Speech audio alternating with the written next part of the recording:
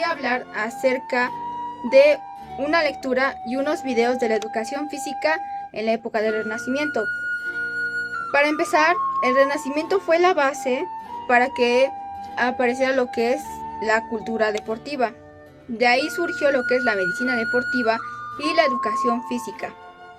En la época del Renacimiento se hacían lo que eran los torneos y justas, pero con el paso del tiempo se dio la aparición de la pólvora, lo que causó que estos torneos y justas fueran solamente unas representaciones teatrales. Solamente la gente de clase alta conservó esta tradición de acuerdo a su ostentación. Y otro dato es que con la aparición de la pólvora dio lo que es el surgimiento de las armas de fuego. La educación física buscaba principalmente preparar a un nuevo caballero, que éste estuviera innovado. Solamente a las personas de clase alta se les daba entrenamientos en natación, en el arma de fuego por supuesto, y en lo que es el lanzamiento de pelota. Y este también tenía como objetivo que se prepararan de forma física, intelectual y moral. Un personaje que destacó aquí fue Jerónimo Mercurial. Gracias a él se desarrolló lo que es la medicina deportiva. Otro personaje importante a mencionar es Thomas Elliot. Él clasificó los juegos deportivos por si eran de velocidad, de agilidad, y también destacó que el ejercicio deportivo ayudaba a alargar la vida y mejoraba el metabolismo. Richard Mulcastre clasificó los juegos deportivos de acuerdo a su contexto. Quiere decir que él los clasificó por si eran cerrados, abiertos o cuál era su intencionalidad. Y ahora con la lectura llamada El discurso contra los griegos, la contrata de gladiadores.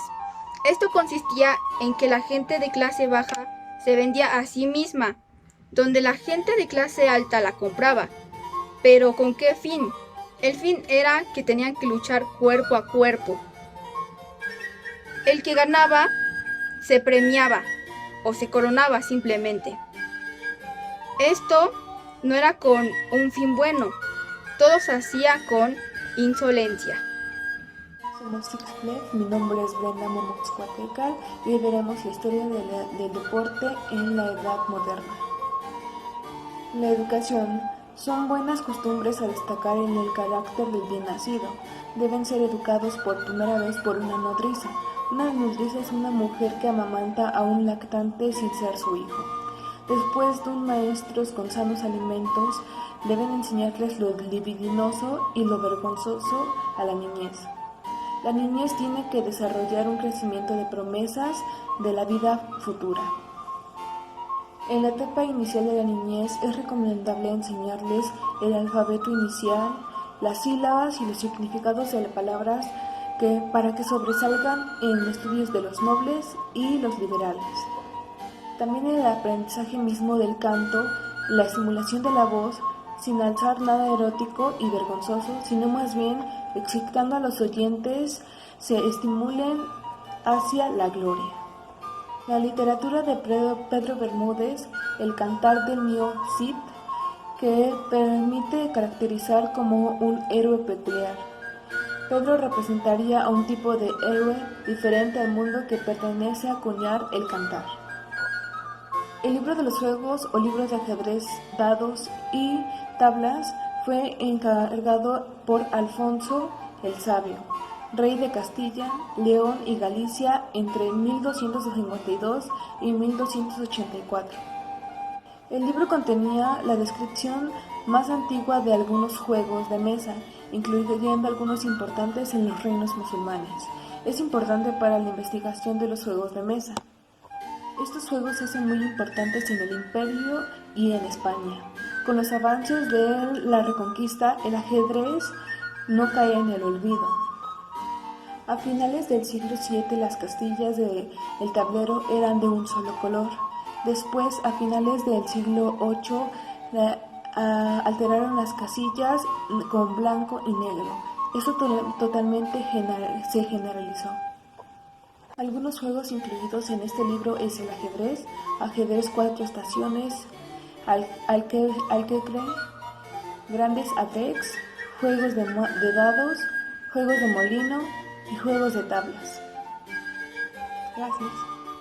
Soy Betsabe Ortiz Vicens del equipo Six Left y a mí me tocó sobre las lecturas de la página 137 y 144. Bueno, en la primera lectura que me toca explicar es sobre el libro del Orden de Caballería, que fue en el siglo XVIII y que fue escrito por Ramos. Bueno, en esta lectura habla sobre la caballería y lo que yo entendí fue que antes tenías que escoger al animal más noble y este fue el caballo. Al igual que como habían escogido al animal más noble, tenía que haber un hombre que con ciertos requisitos para que se pudiera llamar caballero. Tenía que cumplir con los requisitos de que fuera fuerte, leal, inteligente. Pero la ciencia y la escuela de la Orden Caballería era que el caballero le enseñara a su hijo a cabalgar en la juventud. Si no lo hacía en la juventud, no lo podía hacer ya después, en la vejez. Al caballero tenía que enseñarle a su hijo porque mientras era escudero tenía que saber cuidar también el caballo y le convenía que el hijo sea antes súbdito que señor. Tenían que hacer eso porque si no, no iba a conocer a la nobleza. Y bueno, eso ha sido todo por la lectura de la caballería y voy a empezar con la siguiente lectura. La lectura habla sobre la educación de los hijos y fue escrita por Elio Antonio de Nebrija. Los fragmentos sobre las ambiciones y ciudadanos de los cuerpos de los niños. Aquí las mujeres no deben demostrarse perezosas ni deben llevarla de la torpeza desde el momento de su gravidez ni entregarse a trabajos sedentarios. Han de ejercitarse más bien de pequeños paseos domésticos. Y eso ha sido todo por las dos lecturas. Hola, mi nombre es Alexis Dolores Almonte, soy de Six Legs y recuerda, si fracasas y te vences, vas a ser un perdedor, pero si fracasas y aprendes, vas a ser un ganador. De Manuel Sotomayor. El cortesano, 1528, de Baltasar de Castiglione. El cortesano ha de ser un diestro en el ejercicio de las armas. Estas tenían tal orden que las cuadrillas salían de un puesto y tornaban a él. Estas se jugaban de 3 a 4 puestos. Se amarraban un listón o un cordón en el burdejo. Para la disposición de estas personas, verse demasiado grandes o verse demasiado pequeños era verse como unos monstruos. Para ellos, si les dieran elegir, elegirían por la menos mala, por ser pequeños, que era visto menos malo que ser grande. Porque para los grandes era comúnmente que los vieras que fueran groseros, desarmados, inhábiles para todo ejercicio de las armas y de ligereza. Y el cortesano no tenía que ser así, tenía que ser una persona suelta. Tenía que tener miembros demasiado fuertes, mostrando una fuerza y soltura. También es la razón que sean hábiles y ejercitado para todo aquello buen hombre que tenía que irse a la guerra que se requería.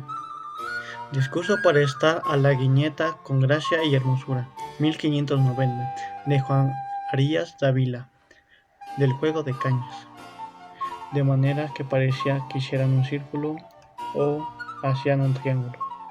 Esto era cuando eran en lugares grandes, porque cuando eran lugares muy estrechos o apretados era necesariamente ir y venir por el mismo camino. Así que los caballeros estaban frente a frente como los del otro lado. Ellos tiraban sus barras y tornan al otro lado del mismo puesto, así que se pasaban del lugar al desocupado que era del lado derecho. En las cuadrillas que vienen, el que salió del lado izquierdo se iría del lado derecho y los que salen del lado derecho se irían del lado izquierdo. Hola, somos Six Left, yo soy Carlos Adrián Rojas Martínez y les vengo a hablar sobre lo que fue Nicolas Hitman, la cual fue un profesor de idiomas alemán que fue el primero en escribir un libro impreso conocido sobre la natación, titulado Colin Betes. Su documento escrito fue publicado en 1538 en una imprenta de Baviera y versa sobre una delineada curiosidad que los amantes de la natación sin duda deben de conocer. Uno de los interesantes diálogos que se producen en el texto corresponden a los de la enseñanza del estilo de Braza, por su clarividencia en su explicación y objetivo del mismo. El diálogo sobre la natación entre Pampiro y Herotes también sobresalta porque ésta trata de expresar la importancia de la natación y el por qué ésta se convierte en un arte. ¿Y por qué Pampiro empieza a expresarlo o interpretarlo como arte? Él describe que hubo un hombre que trató de imitar al pez y este intentó imitar sus movimientos o actitudes del cuerpo. Poco a poco accionó pies y manos hasta ordenarlos como órganos e instrumento para este arte, por el que consiguió flotar y que había de reconocer esto como posteridad. Tras varios ensayos que hay detrás y perfeccionarlo con el diario esfuerzo, es por eso que él denomina su arte. Esta habilidad y técnica de la natación entró en el general uso de todas las comunidades y se hizo popularmente la frase "ni sabe nadar ni sabe dramática". Esto hace referencia a... Más bien se utiliza como expresión de la ignorancia de quienes no aprendieron ninguna de las artes buenas, ya que se consideraba absolutamente elemental que todos supieran alguna de estas artes. Pasando los años 1549 y 1550, San Ignacio de Loyola habla sobre la conservación de la salud y fuerzas del cuerpo. En pocas palabras, veía el cuidado moderado de la salud y cómo estas creando fuerzas corporales. También hablaba sobre el ejercicio, en cómo uno puede ejercitarse haciendo rutinas diarias, tanto haciendo labores del hogar como ya sea trapear, barrer, etc. Y que esta a la vez haya también alguna hora para recreación corporal, honesta corporal o una relajación. Esto fue todo de mi parte y gracias por su atención. Six Left. Soy Norma Fernanda García Sánchez. La Edad Moderna, que comprende del año 1453 a 1789, con el surgimiento del deporte en la modernidad, la Edad Moderna va desde el descubrimiento de América hasta la Revolución Francesa. La Revolución Francesa es un movimiento educativo con aspiraciones nacionalistas que buscaba la formación y educación física de los jóvenes. Personajes como Linat Mahal, que se le debe la vinculación de la gimnasia con la escuela a principios del siglo XIX. En Alemania, Jan Red, un sistema gimnástico llamado Turner und Trombons, gimnasia alemana, que combinaba la instrucción militar con la educación física. B.H. Ling y Harmar Ling orientaron el concepto de gimnasia bajo la perspectiva higienista, que fue conocida como gimnasia sueca. Amoros promovió en París lo que sería la educación física en Francia. El juego se transforma en deporte. Lo que hoy conocemos como deporte tuvo su origen en Inglaterra a partir del siglo XVII, como consecuencia de los juegos que se habían conservado en la Edad Media, como Spelman, Soul, Cricket, Crow, Golf.